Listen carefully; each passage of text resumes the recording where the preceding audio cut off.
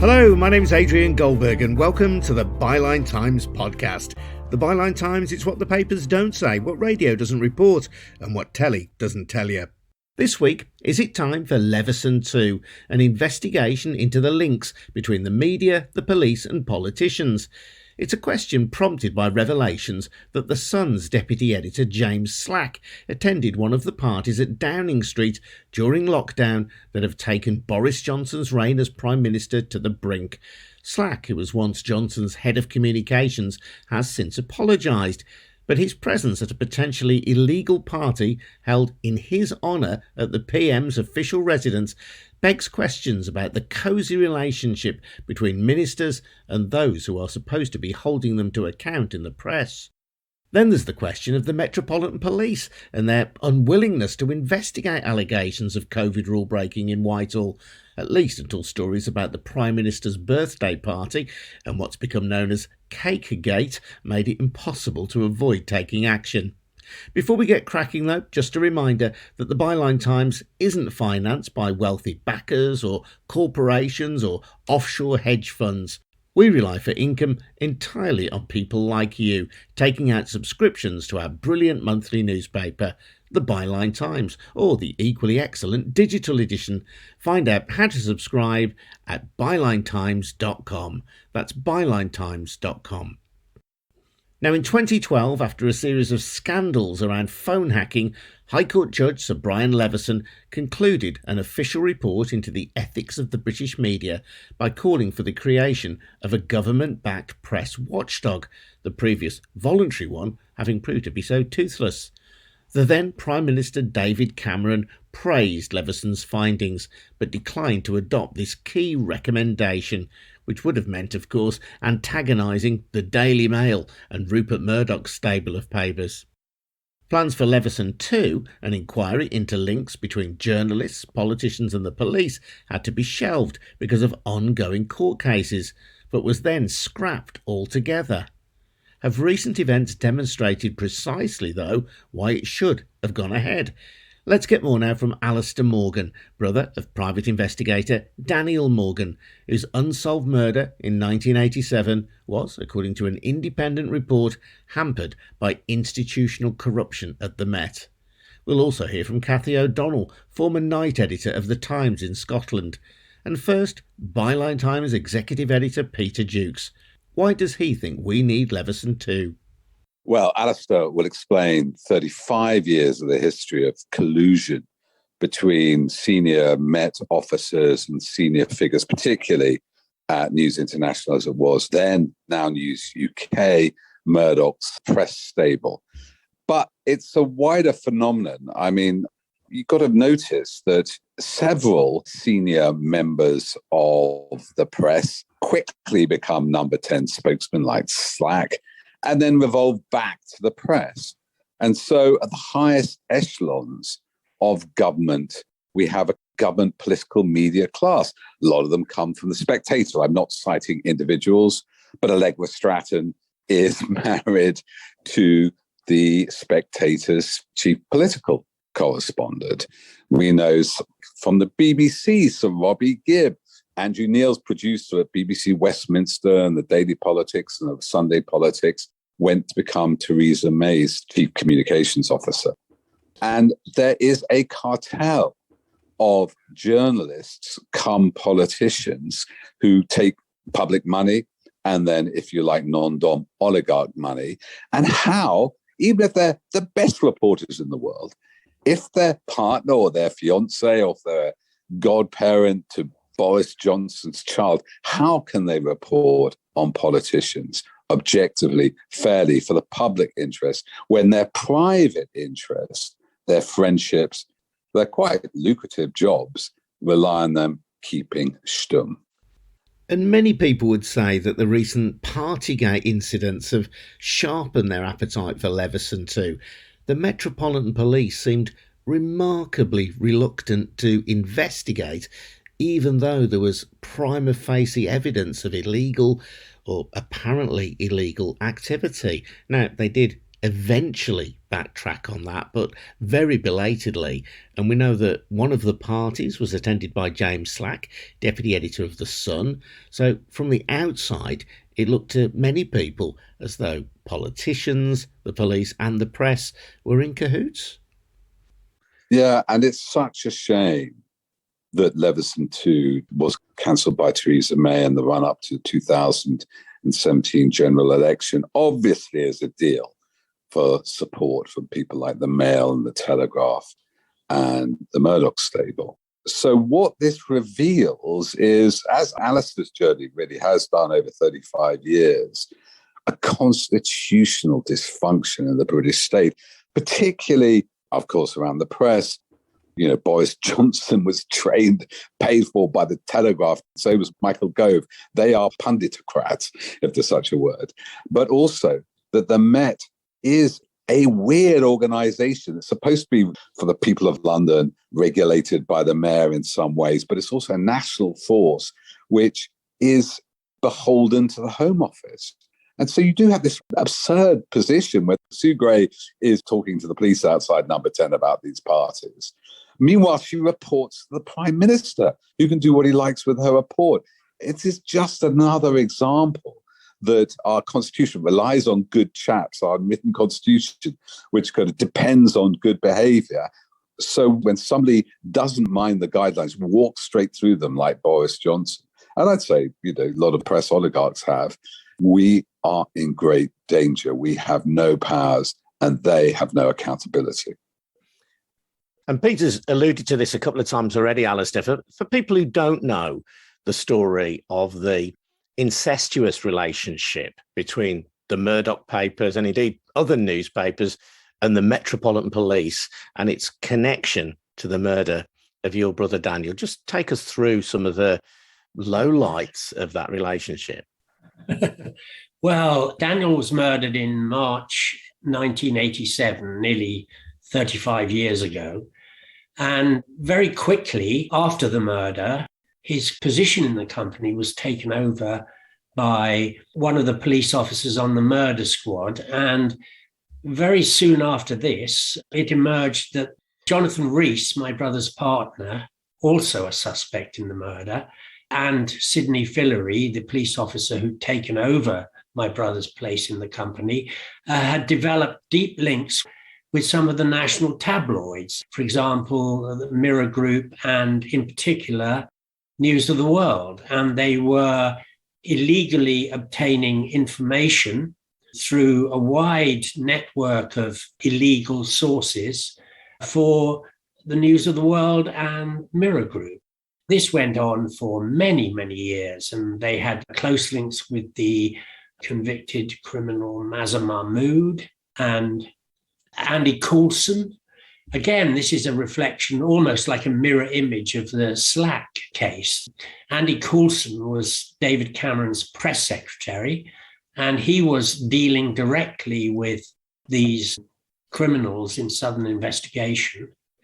And again, a horrible incestuous link there. And then it went on in the later investigation where journalists from the News of the World tried to interfere with one of the investigations by putting David Cook and the investigating officer and his wife, Jackie Haynes, under surveillance while the investigation was going on. And again, no investigation into it. Lord Stevens told the Leveson inquiry that he didn't know anything about this surveillance. And it's just an awful, awful, incestuous mess with the police, the press, and politicians all involved in one way or another, either through negligence or actual nefarious activity.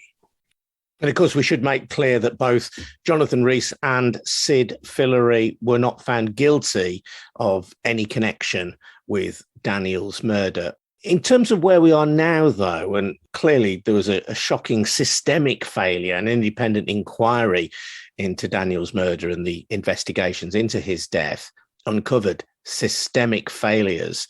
Do you think any of this is still relevant today, given how many years ago he was murdered? Well, it is, because the police, in the words of Nuala O'Lone, who chaired the panel, were institutionally corrupt. In a case where there were multiple allegations of police involvement, it smells very bad even today. And the panel, because it did not have statutory powers, they couldn't subpoena witnesses, they couldn't subpoena documents, and this led to an extraordinarily long and drawn-out process for my family. It took them over 8 years, and Cressida Dick was accused in the panel report of obstructing the inquiry. It's just such an awful mess, the whole thing. There's isn't there, Alastair, a very live example of continuing, if you like, collusive relationships. And that's Priti Patel, the Home Secretary, tried to delay the panel. Do you remember? Unprecedented. I do. Yeah. Now, Priti Patel, as we know now, around the time she was trying to delay the panel till September, when it's due in June, we know she was one of two politicians who went to Rupert Murdoch's wedding to Jerry Hall, I think it's 2016, with her husband. The other one was Michael Gove, who also writes a lot for Murdoch. Now, at that time, she was trying to delay the panel. We have court records that when there was an Extinction Rebellion protest outside Murdoch's print works in Bedfordshire, in the Bedfordshire area, Priti Patel was on the phone to the chief constable trying to sort it out for Murdoch. So, that proximity has intensified. It hasn't gone away since the days of Coulson and David Cameron. And I was thinking, the way that the panel report was received, the conclusions were flatly rejected by the Home Secretary, and even worse, in my opinion, Sadiq Khan. It does make me feel somewhat pessimistic about Labour, if and when they hopefully do get into power, that they will actually do anything about it either, because my own dealings with the Labour administration over many, many years, that they just simply didn't want to know about Daniel's case, So I'm a bit of a pessimist about this country, actually. I'm afraid, of many, many years of dealing with it, but one has to keep on pushing. Kathy, let me ask you, as someone who has been, as it were, in the belly of the beast, as a former night editor on the Times, do you think we need a Leveson too? Oh, absolutely. I would say that without any hesitation whatsoever, that it was brought to a standstill and then scrapped, I think speaks volumes to where we are now. Peter, you were saying that little has changed since the time of Coulson. I think things have got a lot worse. We are living in the white heat of disinformation, something which 10 years ago would have seemed absurd or impossible almost to us now. And I think more than ever, we have an obligation to reform our press. We have to make sure that our journalists behave ethically. And at the heart of this unethical behavior is this revolving door between politics and journalism, because what it does is it allows people to get into political power without any kind of accountability. Very interesting report almost a year ago now in Byline Times by my colleague Sam Bright, and he was revealing the meetings that had been held between Rupert Murdoch and senior figures in the government. Both Murdoch and/or Rebecca Brooks, his right-hand woman at News Corporation, his CEO, held 7 private meetings with 5 senior ministers over a 7-week period in August and September 2020. The kind of access that ordinary voters could only dream of. It's the sort of access that the Conservative Party generally charges a lot of money for. But there is such a problem with this. You're right, there are logs kept of when Fleet Street journalists meet with senior politicians when they're in and out of Downing Street and so forth. Those have been kept for years. And if you look back over them, there are huge numbers of contacts. And it would be very, very difficult to explain them as fundamentally journalistic. They are not. Journalists are one thing, of course, but Rupert Murdoch, the head man, who famously insists that he never interferes. laughable. I mean, Murdoch, for example, as I'm sure has been talked about by Byline before, has sat in on interviews, famously the Gove-Trump interview just after Trump was elected for the Times, and Murdoch sat there. Murdoch, of course, is forbidden to have any editorial input or influence on the Times, and yet he sat in on an interview with his pal Donald Trump, with his pal Michael Gove, supposedly without influence and without anything to say about it. I don't believe that for a moment. I think Times readers for whom the interview was performed were had by that. Peter, the press raised the fear of censorship after Leveson 1. Leveson 1 recommended the introduction of some kind of state-backed regulator because the previous voluntary press watchdog had manifestly failed to give any accountability to the papers. As a journalist, do you not fear yourself the idea of a state-backed regulator of the press? Does that not have sinister overtones? Thanks to people like Rupert Murdoch and Paul Dayton, that we are now confusing regulation, law, guidelines, bylaws with the state control. So, state-backed seatbelts, state-backed traffic lights. It becomes, everything's a threat from the state, the mere sort of ordinary regulation of life. And I think that's absurd. In a way, they do the same with the BBC. They call it a state broadcaster, and you work for them, and it's not the same having something which is organized by law as the state. And I would point out, though that she later resigned from it, Rachel Johnson said the last visit of Rupert Murdoch to our Prime Minister, he was dandling his son on his knee and saying, we must get rid of the BBC. That is libertarian nonsense.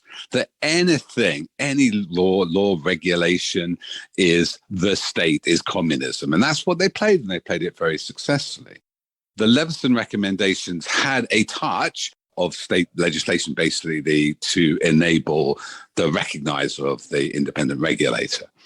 I must admit that was the least important thing to me about Leveson 1. And Leveson 2, I was much more focused, like Alastair, on exposure of this relationship between the police, the press, and politicians. I have, as a publisher, I live tweeted the phone hacking trial I was involved in covering Leveson 1, but as a publisher now, there are so many onerous elements in publication, especially with rich oligarchs threatening to sue you all the time. We've seen this in the court last week with Carol Cadwallader and a defamation trial against Leave EU funder Aaron Banks. I have my own reservations about the arbitral system that's proposed. My experience of it, it's clunky and actually it'd be easier to go to the court. But that's a tiny, tiny thing. I think that journalists, we should have proper self-regulation. And that's ultimately not about, complaints or anything like that. It's who are you answering to? We should not allow foreign owners, you don't allow that in America. Rupert Murdoch is an American citizen because they won't allow a non-American to have a TV station. Meanwhile, here, GB News mainly funded out of Dubai. Obviously, most our big press barons are not resident in the UK for tax purposes.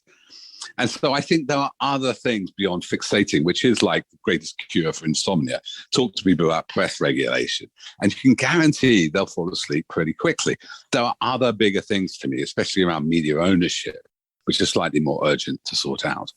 People fall asleep around press regulation until they're on the wrong end of it, and then they are very acutely aware of it. We have two systems, Ipso and Impress, both voluntary, and of course the Guardian and the FT and a few others regulating themselves.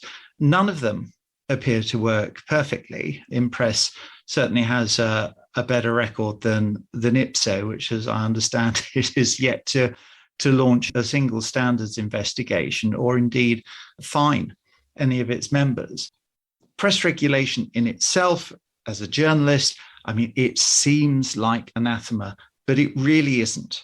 And there are plenty of countries that implement this successfully. If you look at the Reporters Sans Frontières annual press freedom index, you've got Finland, you've got Norway, you've got, I think, 32 other countries sitting up above the UK as sort of measurably more free in what their press is allowed to do, and they have press regulation, and it works. Completely agree with that, Kathy. Yeah, absolutely. It's just that how, and to me, they'll always game the system. Ipso clearly games the system. It's a sham. While you have this big concentration of owners. Newspapers will try, and particularly proprietors will try and game the system. I mean, you're right, that will most likely happen. The question is implementing a system that allows complaints to be made and to be heard and to be acted on. Whether people are trying to game that from the other side or not, well, that's push and pull. And you're right, that's going to happen. But at the moment, we have a situation where it's very difficult to have a complaint heard in the first place, particularly with Ipso, and later on, it's almost impossible to get it upheld with any kind of bite or teeth behind it. And that's a position that opens the door to every kind of ethical and moral abuse in journalism. And it's a door that gets pushed open even wider with this nexus of connections between politicians, journalists, and of course, law enforcement. And of course, in your case, Alastair, your complaint really was more complex than simply a complaint about what had been written about you or written about your brother Daniel. It was about the connection between journalists who might write about the case and police officers who might investigate the case. Now, you could hardly go and complain to the press when some members of the press were involved in, at one point, apparently messing up the investigation, or to police officers who were at some level implicated in corrupt practices. I mean, where does somebody like you go when there is this unholy nexus between the two? Exactly. And in my own life, when I saw that the actual police complaints process was rigged, as is obvious from the panel report, I actually trained to become a journalist. I was looking back on the old days when the Sunday Times opened up the thalidomide scandal and thinking that our fearless press would eventually expose the corruption that had been taking place. But then I was very, very naive at that point. I had no idea at all. It took me many, many years to actually even find out about the links between the suspects and the press. It took 20 years before I actually realized what was going on, because there was so much being hidden from me by the police. And it wasn't until the Millie Dowler revelation, I think that was 10 years ago now, that the pieces began to fall together.